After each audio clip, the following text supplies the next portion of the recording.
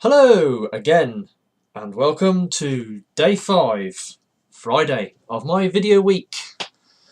And today's video will hopefully be a shorter one than the others that I've done, because the character I'm viewing today, to be honest, there's not a lot to him.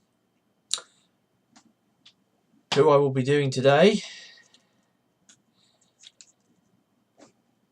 is Age of Extinction Strafe. Now, I thought I'd start with the robot mode because basically this is where all the good stuff is. So, what can you say about him? Here is Strafe. I'm not sure if I've got his wings arranged properly, but I think this is how they're supposed to go. His crossbow stows in this peg on his back. He actually, his robot mode, I think he's probably, pretty good. He's probably got one of the better robot modes out of all the other Age of Extinction Dinobots. He's pretty flush with paint apps. I mean, he's got this nice blue, fading into silver, sort of like a bluey silver on his wings. He's got plenty of silver paint apps going on his chest plating. He's got a really good head sculpt. It's a lot more detailed and it's got better definition than some of the other head sculpts. Plenty of moulding detail on his legs. He's got the twin rubbery tail, and he's even got paint apps on his swords. So yeah, he looks good. Quite like the colour, the black and the dark blue and a bit of silver. Looks nice. Articulation. His arms are on pivots. Now the wings are attached to the back of his shoulders, so the wings move at the same time as his arm. Also, because of these Dinobot heads sort of fold into his chest, they sort of get in the way. So his shoulder articulation is a bit restricted in that respect. He has upper arm swivels, and he has an elbow, but he's basically got gorilla arms.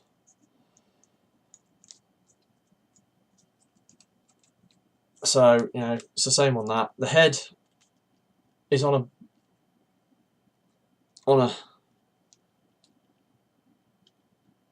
well, it's got a pivoting plate that it sits on, so it can go up and down. That's part of the transformation, and then it's on a swivel where it twizzles around.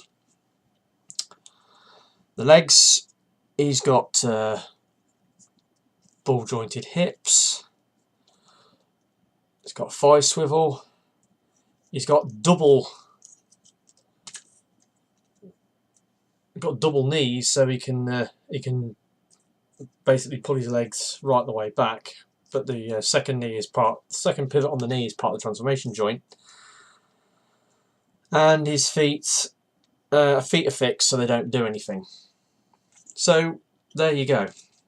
His gun is a friction fire crossbow, like so. So that's pretty cool.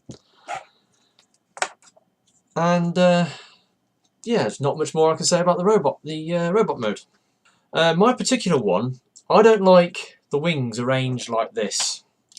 I found that you can, if you sort of squeeze them past, you can fold them up in what I feel is a much more pleasing way. Yeah, I think you can fold them up like that. And I much prefer to have them folded up like that because it gives him a better profile from the front, and it kind of makes his wings look like folded up jet wings on his back. And the other bonus is his crossbow, you can just sort of slot it in the top like that. It's only a loose fit and it will fall out, but it gives him somewhere to stow it, and then he can hold his sword and his gun. So yeah, that's just my little take on it. and he can still move his arms. So let's go to Dino mode. But now you probably noticed these other reviews I've been doing this week. I've been cutting to a transformation sequence which I film with my mobile phone on a tripod off to one side, and then I speed up the footage to fit my 50-second music clip. But the transformation for this guy is so basic, I'm not even going to bother doing that. I'm just going to do it in front of you. So take his swords out, fold out his wings again,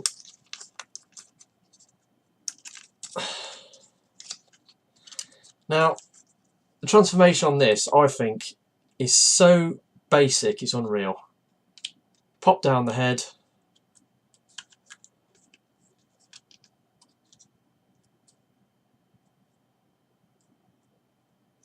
then pull out the pterosaur heads. Then you'll see his arms they just peg into the wings, a la crucifix style, like so. And then the final part of the transformation is you just fold the legs in, you double them back like that, and then they just hang there. They don't clip together. Oh, I think that's it. You have to turn them round. That's it. You have to turn them round, and that's it. And there you have him, Strafe in his pterosaur mode. Now, I think this has got one of the laziest transformations I have ever seen. These legs, you see, he's just like a robot at a crucifix. It's not, the legs aren't even folded up properly. They're just sort of folded up halfway. They really should be. They should be up here, like bunched up to his torso, and the arms should also be sort of round his torso. All his arms and legs should scrunch up round his torso to make a body for the the pterosaur, but they don't. Now, you can open the gobs, both of them, and it has to be said, it has got a fairly impressive wingspan, but I don't rate it. I mean, you can sort of stand it up. Articulation, the heads can move up and down a bit, and they can sort of move in and out. The wings tilt, and then you can sort of fold them in and out, but they don't really do much more than that. The legs, well, they just dangle out the back. This isn't how you're supposed to transform a robot into a pterosaur. I'm sorry, G1 Swoop did it a lot better, and so did Pterosaur from Beast Wars. I mean, this thing is it's stupid. He has got, his weapon can be pegged into his back like that, and he's got weapons ports on his wings, so you can plug his swords in.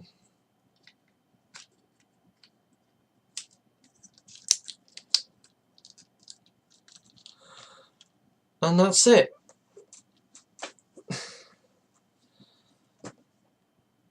It's not great. It's not one of my favourite Dinobots from the Age of Extinction line. I mean, yeah, he's got a good robot mode, but his dinosaur mode leaves a lot to be desired, to be honest. So that's as much as I've got to say about that. On to the weekend. See ya.